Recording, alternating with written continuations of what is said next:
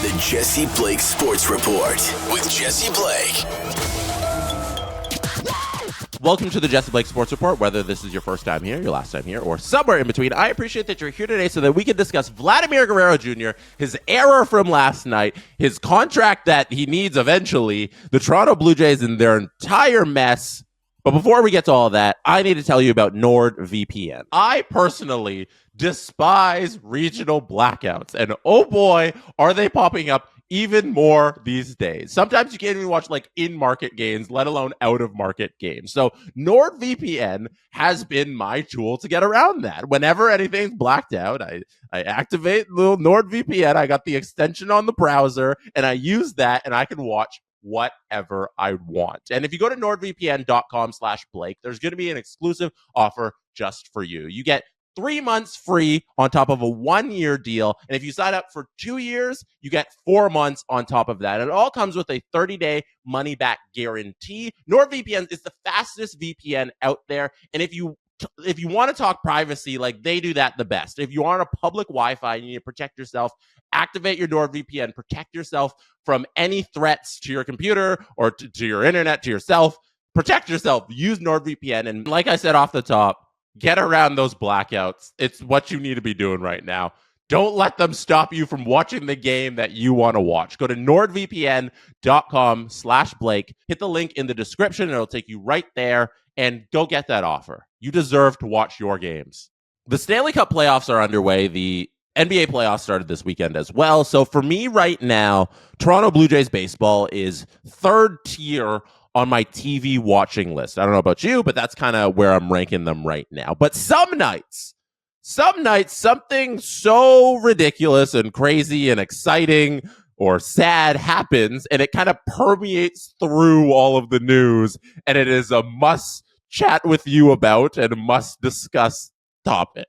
Vladimir Guerrero Jr. was that last night. I hate saying this because it's not the reason ever in baseball that you lose a game because of one single person. It is such a team game that there's so many little nuances that go into everything. The Blue Jays, if they got enough hitting, like we say every time about the Toronto Blue Jays in every single game they can play, if they just get enough hitting, they would win the game. But last night,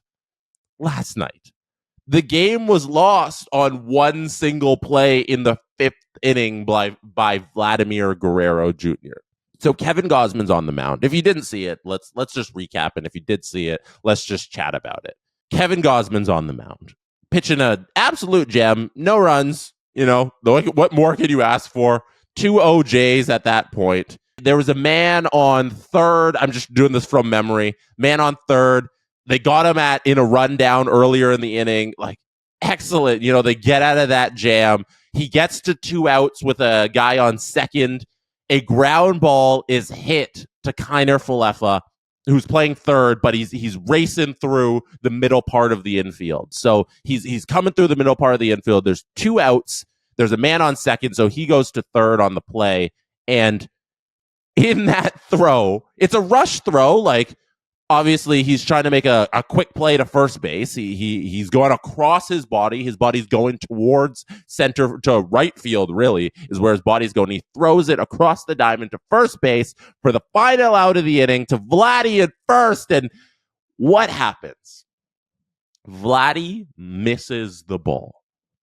It was not even like anything that happened in the play that could have caused him to miss it. I get that Kiner Falefa got it out of his glove quick, but that's your job. That is your job as a first baseman, is to get over to first base. And after the show, Jamie Campbell was talking there with Joe Siddall on the panel there after the game, and they're talking about how his footwork, you know, he didn't get over the bag quick enough, and his feet weren't in the right position. They should have been more facing towards Kiner Falefa and not towards like second base where they were, because he didn't get over fast enough. And just in that play, Vladdy missed the ball. That was it. He just simply missed it. It didn't even hit off. It didn't even go through like webbing, nothing, because it's happened before where his glove, actually, the ball went right through it. And it was such an egregious error that led to a loss for the Blue Jays because in that inning, next batter goes up. I believe it was a double down the left field line, run scores. Another run comes in after that. Kansas City, the Royals put up 3 runs in that inning. And what happens? The Blue Jays go on to lose 3-2. They never score another run. KC doesn't score another run. And in that inning, those 3 unearned runs that Vladdy he charged through his glove to Kevin Gausman. Those 3 unearned runs that Kansas City scored in that inning were the deciding factor for the entire game because the Blue Jays can't get hitting and the Blue Jays pitching is very good. So the Blue Jays held the Kansas City Royals to no earned runs throughout the entire rest of the game and throughout the whole game, and they lost 3-2. And right there, a single person is to blame for the loss last night for the Blue Jays. And Vladdy hasn't been good, and he hasn't been good for a little while now. If we just look at his numbers, strictly the numbers since his 2021 season, his season where he would have won the MVP if Shohei Ohtani didn't exist. Shohei Ohtani, clear, definitely should win that MVP. Vladdy finished second in voting. If Shohei isn't the reincarnate of Babe Ruth, Vladdy has an MVP in 2021. Since then, let's look at his OPS. He batting 1,000. He had a 1 OPS in his 2021 season. Since then, 22, 818. Really good, but down. 2023, 788. Decent, but down. 2024 so far, 681.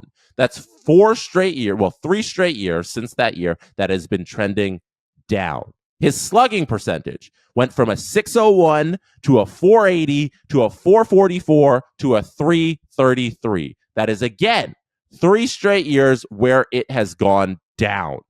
His RBIs, 111, 97, 94, and this season, 9 so far. His home runs, 48, 32, 26, and 9.